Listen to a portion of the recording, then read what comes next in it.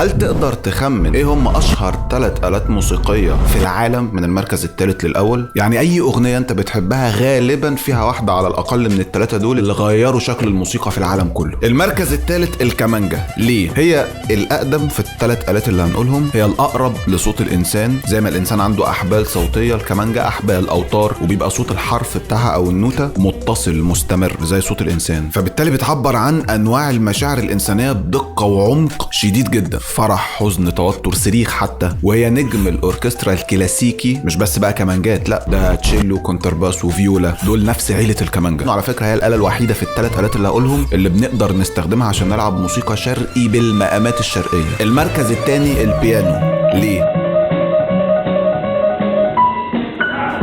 واجهة البيانو والأورج هي الأسهل في كل الآلات الموسيقية، واضحة بسيطة، فتلاقيه بقى أساسي لأي حد بيتعلم مزيكا، غير إنه مستخدم في أغلب أنواع الموسيقى القديمة والحديثة، خصوصا إنه بيشارك في المزيكا بسولوهات، يعني يلعب جملة لحن، وبيشارك كمان بكوردات اللي هي مزيكا بتملى في الخلفية، غير إنه رمز من رموز الفخامة والشياكة الموسيقية. المركز الأول الجيتار، نجم الروك.